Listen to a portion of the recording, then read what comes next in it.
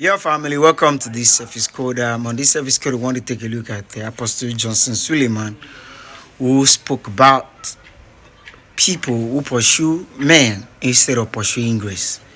So it teaches, this is a few minutes teachings where it talks about the details about what grace can do in your life and what man cannot do.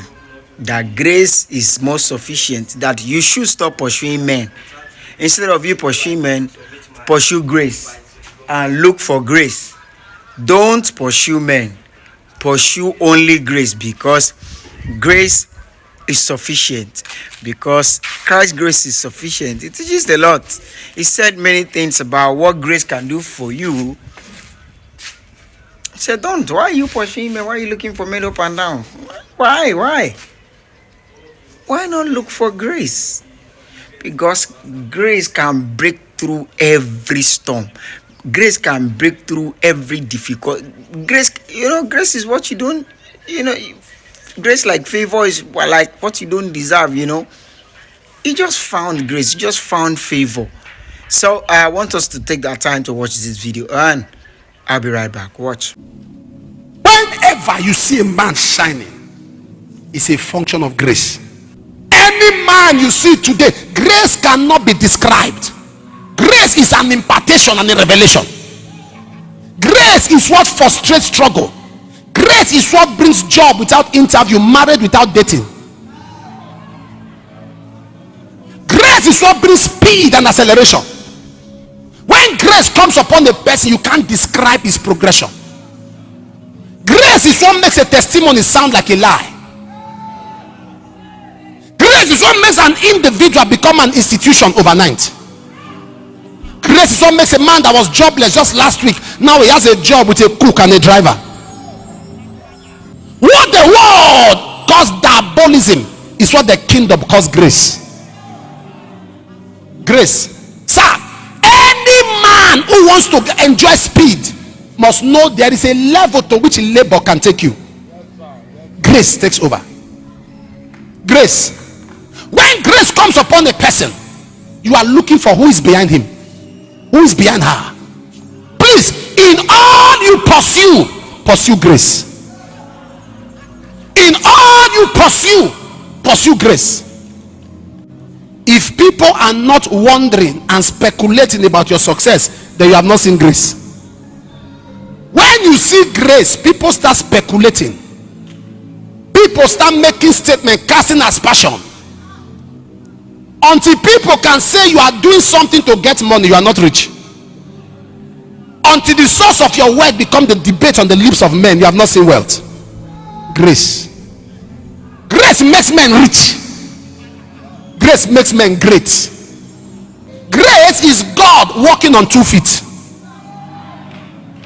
Grace is what brings growth. Grace is divine strategy to punish your enemy for your years of wilderness. Sir, never fight a man with grace. Never fight a woman with grace. When a person carries grace, he or she is unfinishable. Grace. A person that is fully graced always see the end of a battle. Grace. Grace. I'm not in the city. I'm in a little community called Auchi.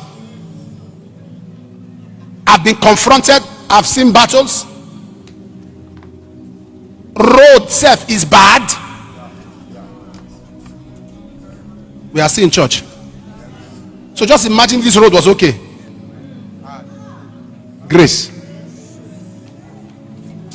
We do programs in the US, in Europe, and everywhere. Weekdays. I'm not talking of weekends. Programs around the world are organized weekdays, and everywhere is packed out. Sir, it's not gift, it's grace. This place you are seeing on television, only one flight goes there a day. It's an interior. It's an interior. The where we just came from. It's an interior people don't visit. Flights are monopolized, so flights are expensive. When I say I was coming there, a man of God told me, say, okay, maybe there'll be up to 10 people that will come. I said, no problem. Even if it's 2 people, I'll preach the gospel. He said, nobody goes there. There are places in America. I said, I don't want to go to where everybody is going to. Let me go to the places people have not reached. We just started a church in Armenia. The first African to put a church there. In Armenia. First African church in the whole of that part of the country. In Armenia. First. Despite all the battles. The more we are growing. Not Johnson Suleiman, not me. It's grace. It's grace. So the glory of God will go to nations and presidents are waiting. See, I would have traveled. I'm waiting for 3 days when they say you are coming. These are presidents of nations. See, I cancelled my trip so I can just be with you. And I've been honest to you. I'm being honest to you. This is no pride. This is no pride. If it comes as pride, forgive me, but this is no pride. I've said this to you. I have never requested to take a picture with any great man. If not, you'd have seen pictures with several people. If you don't ask for a picture, I don't ask for one. We'll shake hands and walk past. But your people say, please, can you take a picture with our boss? I say, okay. But me open my mouth? No, I won't. It's deliberate. You can't look down on me. I won't. I won't ask for your number if you don't ask for my number. I won't ask for your number. If you don't ask my number, I don't ask for, oh, God bless you. I walk straight. I came to preach. We had one recently and they said there's an arrangement to see the president. What did I say? I said, I'm not interested. I said, I'm not interested. Okay, one of them is here. I said, I'm not interested. They say, we have made the arrangement. I said, I'm not interested. I'm not interested. I didn't come to see president. They kept calling. They're calling. I said, my flight is going. I'm not interested. Not because of anything, but it's because my mind is not wired on what I can get from anybody. You know, when you are wired on, you see, when you focus on envelope, you can't develop.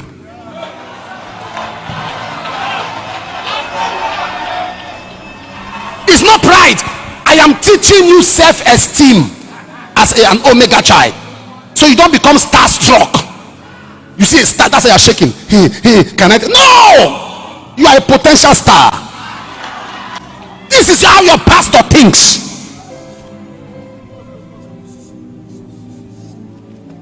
And I left. They said, but why didn't he come? We are waiting. I said, I wasn't interested. I didn't.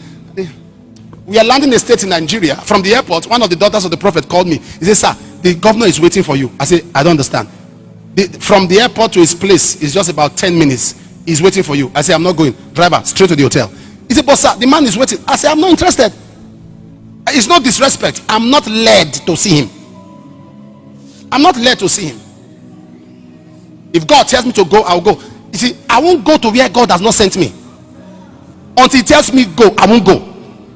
Because you see, when you go to where God has not sent you, your star will disappear. When the wise men entered the house of Aaron, the star disappeared. So you must get divine instruction. So what I'm doing is to be led by God.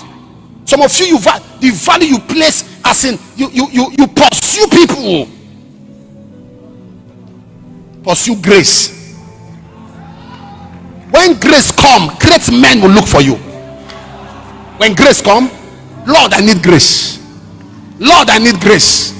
When grace comes, listen to me.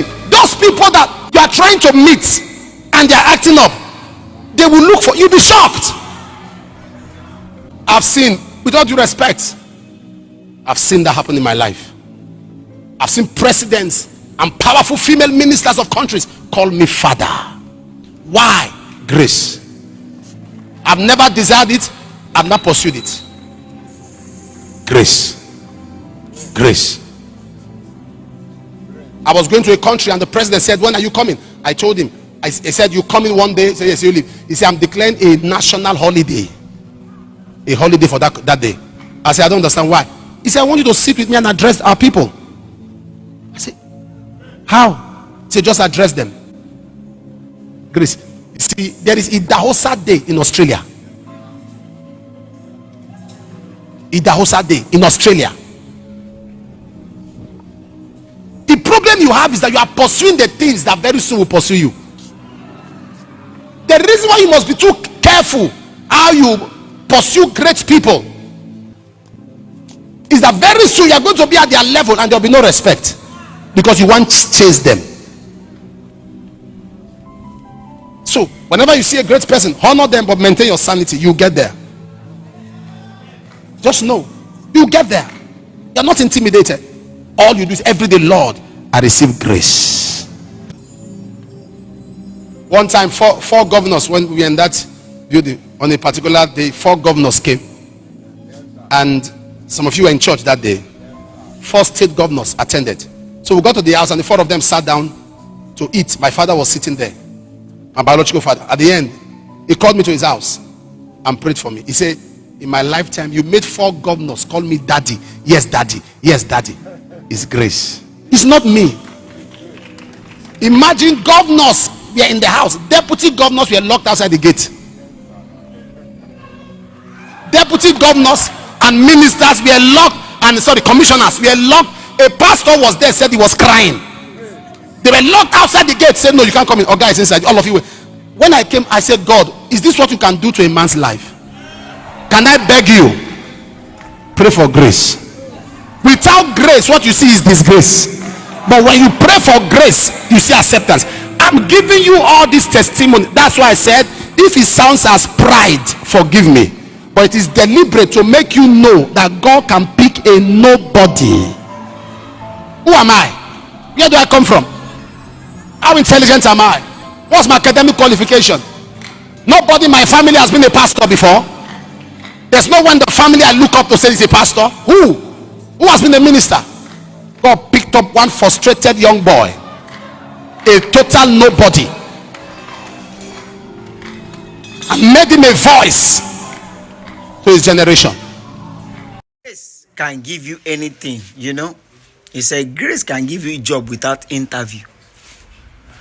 Grace can give you anything in this world without being asked for certificate, without being asked for anything.